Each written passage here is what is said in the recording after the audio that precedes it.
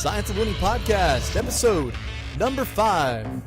Hello, sports champions, and welcome back once again to the Science of Winning Podcast. I'm your host, Lyndon Gortney.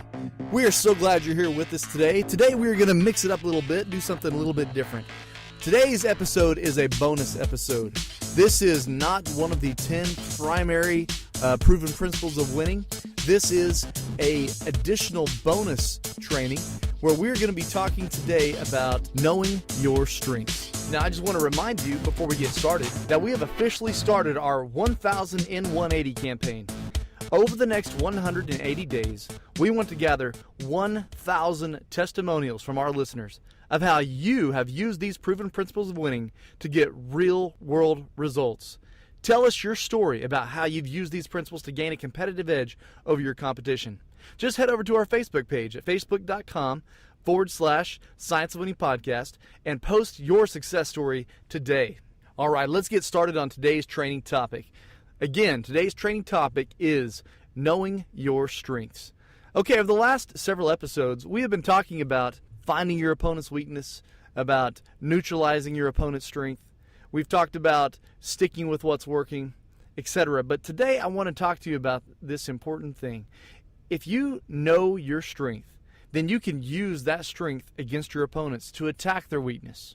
Knowing what you're good at, knowing where you excel at, is going to give you an advantage over your opponent. It's going to give you a nice starting point for where and how you should attack your opponent. If you can use your strength against your opponent's weakness, your chances of winning will go up exponentially.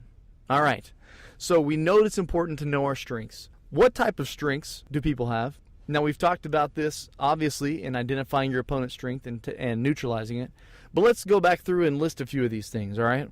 If we're talking about the sport of football, talking about running backs, there's different types of running backs, right? You've got power backs and speed and quickness backs, right? So what does a power back do? A power back is usually a straightforward runner, a goal line type runner. He's really built strong and powerful like a Mack truck. He can take lots of hits and still not be easily tackled. He can plow through defensive lines, and that is a type of strength, a power back. That's a type of strength. Now, a speed or an agility or quickness back, those are the types of guys that like to split the seams. They like to find the gaps or shoot the holes in the offensive line. They like to juke in the open field. And instead of taking on a defender and dropping their head down and powering through them, they like to make a miss, right? They like to get shifty, fake one way or move the other way, break the guy's ankles. So those are two types of strengths, right? Now, a power back may not have the quickness ability, but he has to know what his strength is, okay? If you watch a regular game of football, maybe in the NFL or in college, you'll see that coaches know the strength of their running backs. They may have 2 or 3 or 4 different running backs that they utilize at different points in the game. When they're on a goal line stand, how often do you see this power back get put in the game to get that last 1 or 2 yards to push their team over the into the end zone? It happens all the time. So you've got to know your strengths to know how to use it. So we've looked at running backs. There's power backs, there's speed and agility backs. How about quarterbacks? Some quarterbacks are excellent passing quarterbacks, right? Some quarterbacks are phenomenal scrambler quarterbacks. They can make guys miss. They can extend a play out for extra seconds to give their receivers extra time to get open. Some quarterbacks are they've got super strong arms. They can throw the ball, over them their mountains, as they say in Napoleon Dynamite, Mr. Uncle Rico there. They can fling that football over them their mountains. They got just an absolute cannon, and they can make the deep plays. Some quarterbacks don't make the deep plays. Their strength is in picking apart short passes on the inside, right? Hitting slot receivers, hitting quick outs, precision passing. So as a quarterback, you've got to know what your strength is, okay? Let's talk baseball. Pitchers. There are power pitchers, right? There are accuracy pitchers, guys that have incredible command and control of their ball, their pitches. Then you've got junk ball pitches, right, or knuckleball pitchers. So these are different types of strengths. If you'll notice in the major leagues, a lot of times managers will use their power pitcher, their guy with all the speed and all the power, they'll use them as a closer. right? So at the end of the game, they've got down to the last, say, 1 or 2 innings, and they bring in that closer who just needs to get the last 3 or the last 6 outs. And they will bring such speed and such power. They may not have the break on the ball, they may not have the command or control, but they've got so much power that hitters have a hard time catching up to them, and they often get a lot of outs and even strikeouts, these power pitchers. How about MMA? MMA fighters, there's different types of strength these guys have, okay? Some, if you'll notice, are always pressing. They're always putting pressure on their opponent. These are attacking style fighters, right? Always taking control and command of the center of the ring and moving that guy, kind of chasing him around the ring. But at the same time, there's also defensive and counterattack fighters, okay? These guys' strengths is to wait, sit back, wait, watch their opponent. Once that guy makes a punch or a move or a kick, they do some counters, whether it's a counterattack or a counter takedown, okay? They like to wait and be patient. Some MMA fighters' strength is in grappling, takedowns. They're takedown artists. They can get the guy down and command it anytime they want. Also, we've talked about power punchers, right? So these guys have these powerful hands, and their strength is in knocking guys out, okay? If you're a knockout guy, if you have that strength of a knockout guy, do you want to just constantly be taking the guy to the ground?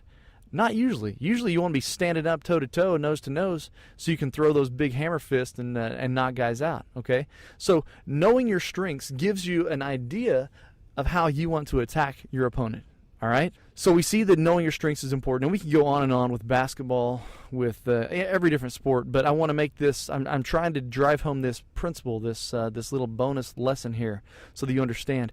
If you know your strength, it makes it that much easier when you attack your opponent's weakness. If you use that strength to attack it, it makes it so much easier for you.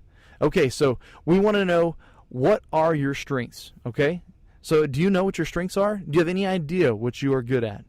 Well, we need to find that out. You need to find that out so you know how to use it. Coaches, you need to find out what weapons you have on your team. You need to find out what strengths that you have with the players that you have for this season, okay? So here's what you need to do, whether you're a player or a coach. I want you to make a list, all right? Step 1, make a list. Make a list of all the things that you think you are good at, things that you feel that you succeed at most of the time. Like I said, let's call it basketball, okay? And if you're a guard, a wing or a guard, what is your strength? Are you good at coming off a pick and shooting a jump shot right off a screen? Are you good at passing into the postman? Is your strength penetration and getting to the rim, hitting a layup or hitting an easy pass on the inside the paint? What is your strength? How do you succeed most of the time? Second thing I want you to do, ask your parents, ask your teammates, ask your friends, ask your coaches what they see as your strength. Because you may miss something. You may think I'm really good at one area and other people just don't see it. You may have 4 other people tell you that you're really good at something that you didn't even realize was one of your strengths. So ask around. Ask these people that know you. Ask your parents and friends and coaches and teammates, okay? What's another way you can find your strength? Watch a video. Have your family, have your coach, whomever, take a video of you playing. Take multiple videos and see what you do, okay? Analyze yourself. Go back and watch that film and watch how you perform and watch when you take special note of when you succeed and when you fail. What were you doing? How were you attacking? Lastly, pay close attention at what you do better than other people, all right? That's where your strength will really stick out and stand out. Seeing what you do better than other people on the court, on your team, other opponents that you play against. You want to know where your strength is and what you do better. Okay, a quick note on our weaknesses. All right, Michael Jordan hated having any weaknesses in his game, all right? He absolutely just despised having a weakness. So what did he do? He would work his tail off on his weaknesses to eliminate them, to reduce them, to get rid of them. He wanted to be an all-around stud basketball player, whether it was his three-point shooting that he wanted to sharpen, whether it was defensive game he wanted to sharpen, whether it was his creativity on penetration or his dunks or whatever it was, his passing and getting his teammates open, whatever area that he saw as his weakness, he wanted to turn that into his strength. Now, there are a lot of people out there teaching us to double down on our strengths, to really master our strengths. And there is a lot of truth and a lot of wisdom in that. I tend to lean towards this concept of mastering that strength, of spending time just finely tuning honing that skill to a fine edge to make it just sharp and precise. So, like I said, if you're a shooter, then that skill needs to be practiced and worked on a regular basis. You can take that strength of yours and you can absolutely just invest yourself into it to where you just become an absolute expert or a master of that skill.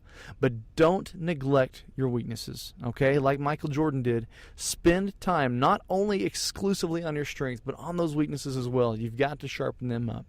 Okay, but until you know what your strengths are, then you don't even know what to really delve deep into to really master, all right? So again, you've got to identify your strength. You got to make that list. You got to ask around. And once you have that list of what your strengths are, once you identify them, then spend some extra time really going deep into them to master those strengths so you can use them and even set yourself apart even further from your opponents.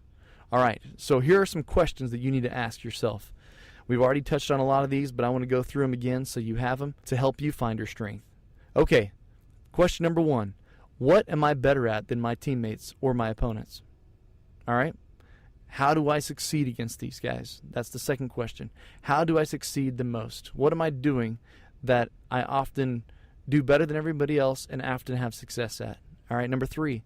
What strength do I feel the most comfortable using? When you have a decision or an option of 3 different, let's talk to baseball here for a minute, okay? You've got an option for, let's say, 3 different pitches, a fastball, a changeup, and a curveball, okay? And you've got full count on a batter. Well, what is your go-to pitch? What is the one that you feel so confident that you can put a strike in over the plate, put a ball in strike zone? Which one do you go to? That one, you need to understand what that is. What do you feel the most comfort using? All right? Question number 4. What can I do to improve my strength? This is really big, okay? Like we talked about Jordan improving his weaknesses. You need to study the masters. If you have a style of play, a strength that you use, there is going to be a professional athlete out there that uses that same strength that you have. You need to study that professional athlete. You need to get coaching, people that will train you how to use that skill set even better.